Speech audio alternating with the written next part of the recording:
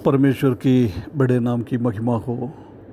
फिर से आने वाला प्रभु यीशु मसीह के मधुर और श्रेष्ठ नाम से सबको जय मसीह की अभिनंदन करता हूँ।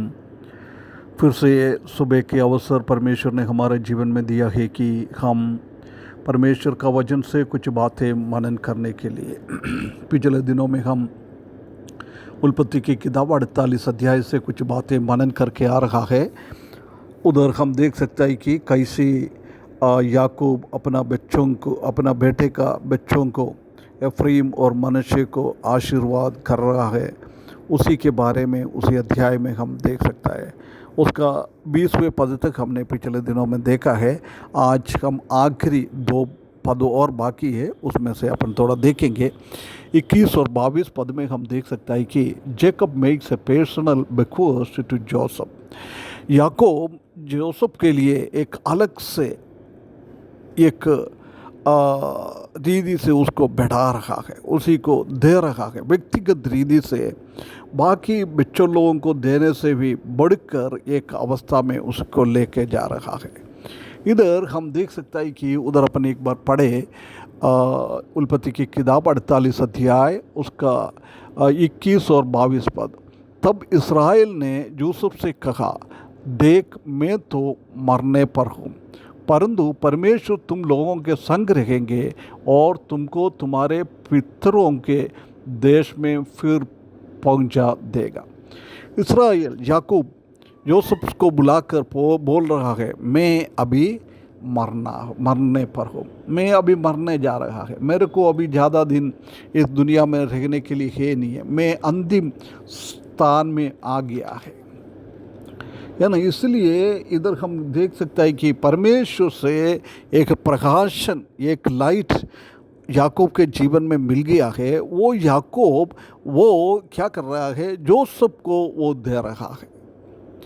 ये वो गोत्र पिताओं का सबसे आखिरी है। 3 गोत्र पिता हम देख सकते हैं कि अब्राहम, इसहाक और याकूब। वो याकूब उसी का आखिरी है। उसने ये अवस्था को दूसरों को दे रहा है। हम जानता है कि इब्राहिम मर रहा था, उसी टाइम इसहाक था। इसहाक इस दुनिया छोड़ के जा रहा था, उसी टाइम याकूब था। अभी याकूब इस दुनिया छोड़ कर जा रहा है जब एक जोसेफ है।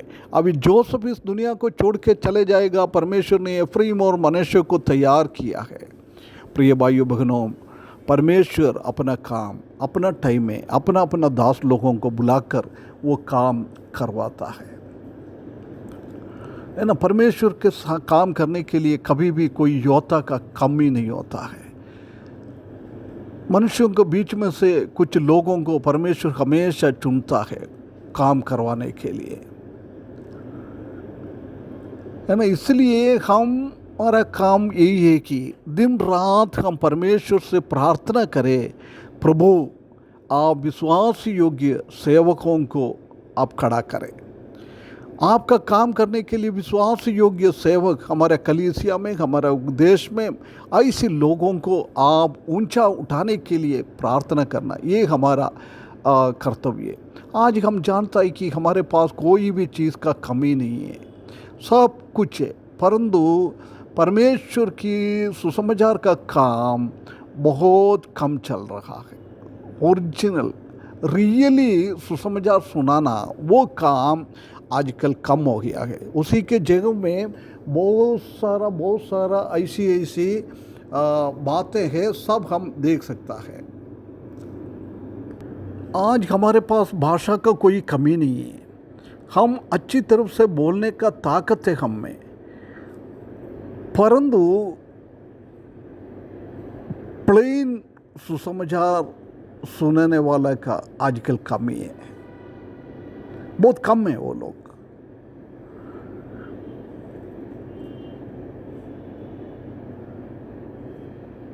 परमेश्वर ने आज भी अपोस्तल लोग, प्रेरित लोगों का आगे और लोगों को वो बढ़ाएगा। हमको डरने का जरूर नहीं है। स्टेफानोस मर रहा था, उसी टाइम पौलुस बहुत दूर नहीं था, परमेश्वर ने पौलुस को खड़ा कर दिया है।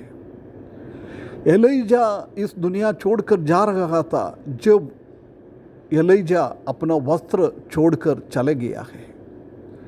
एलीजा को परमेश्वर ने अपने पास बुलाया है जब हम जानता है कि परमेश्वर ने एलीशा को उनसे भी ज़्यादा शक्ति, डबल शक्ति देकर उसको आगे बढ़ाया है।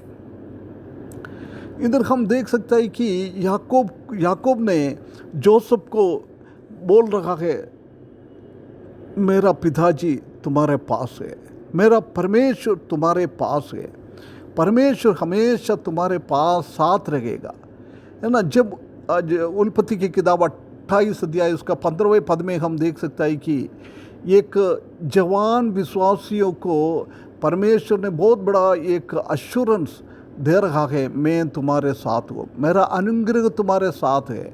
उसके बाद 31 अध्याय 3 पद में हम देख सकते हैं कि उधर बोल रहा है, I will be with you, मैं तुम्हारे साथ हमेशा हमेशा रहेगा। गो परमेश्वर ने एक आगे बढ़ने वाला विश्वासी को एक सांत्वना दे रहा है कि मेरा वाग्दत्त और मेरा प्रेजेंस तुम्हारे पास हमेशा हमेशा रहेगा। उसके बाद 31 अध्याय 5वें पद में याकूब बता रहा है कि हमेशा परमेश्वर मेरा साथ था। एक महत्वपूर्ण गवाही इधर दे रहा है। एक आगे बढ़ने वाला, बढ़ा हुआ एक विश्वासी अपने पीछे के देखकर परमेश्वर के बारे में बहुत बड़ा एक गवाही दे रहा है, उसी के द्वारा दूसरों को वो प्रसन्न करेगा। उधर हम देख सकते हैं कि अभी हमने पढ़ा है, उधर परमेश्वर ने एक बढ़ा हुआ एक विश्वासी को, ऊंचा उठने वाला एक विश्वासी को, उसी के द्वारा दूसरों को परमेश्वर का वाग्दान, परमेश्वर का वायदा और परमेश्वर का सानिध्य उनको बताते हुए लोगों को आगे बढ़ा रहा है। कितना एक बहुत बड़ी बात इधर हम देख सकता है। परमेश्वर हमेशा ऐसी काम करता है। उसके बोल रहे हैं, मैं तुमको तुम्हारे पितरों के देश में फिर पहुंचा दूंगा। अभी तुम मिस्र में है, अभी तुम इस देश में है, परंतु एक दिन ऐसी आएगा परमेश्वर ने अपना देश में तुमको लेके जाएगा। हम जानते हैं कि हमारा पूर्व पिता लोग ने इस दुनिया छोड़कर आगे चले गया है, परंतु हमारा आशा है कि वो लोग कहाँ चले गया है, परमेश्वर ने हमारे लिए बनाया हुआ देश में हम भी एक दिन पहुँचेंगे, उसी देश में हम भी पहुँचेंगे। जितना लोग हमको छोड़कर जा रहा है वो सब ये गवाही देकर जा रहा है, मैं पगले पगले तुम्हारे आगे जा रहा है, परंतु तुम भी मेरा पीछे आएगा। कितना एक धन्य आशा की बात है। 22 पद में हम देख सकते हैं कि और मैं तुझको तेरे भाइयों से अधिक भूमि का एक भाग देता हूँ, जिसने मैंने अमोरियों को से अपनी हाथ से और तलवार से और धनुष से मैंने बल से उनसे ले लिया है। एक दुगना आशीष उसको दे रहा है। बाकी सब भाइयों को एक एक ही दिया है, परंतु इधर हम देख सकते हैं कि जो सबको 2 भाग मिल गया है, जो मनुष्य को भी एक मिल गया है और एफ्राइम को भी एक मिल गया। जो सबको इतना आशीष परमेश्वर ने दिया है, अपना पिताजी ने दिया। देख, उसका पिताजी के लिए, परमेश्वर के लिए एक विश्वस्तता, जोसेफ, उनका सच्चाई, उनका विश्वास योग्य जीवन, उसी के द्वारा परमेश्वर ने उसको आशीष दिया है। प्रिय भाइयों बहनों, जब हम भी परमेश्वर के लिए जोसेफ के जैसे जिएगा, विश्वास योग्य जीवन हम जिएगा, हम दूसरों लोगों को प्रोत्साहन करेगा, दूसरों लोगों को हम प्रकाशन दिएगा, जब परमेश्वर क्या करता है, हमको भी ऐसी आशीषें देता है। प्रिय भाइयों बहनों, हम हमेशा परमेश्वर का सानिध्य को हम पहचाने, उसी से हम आगे बढ़े, उसी के बारे में हम दूसरों को बताएं, दूसरों को उसी सब से हम प्रोत्साहन करें, ऐसी जीवन बिताते आगे बढ़े, जोसेफ की जैसी एक अच्छा जीवन बिताए।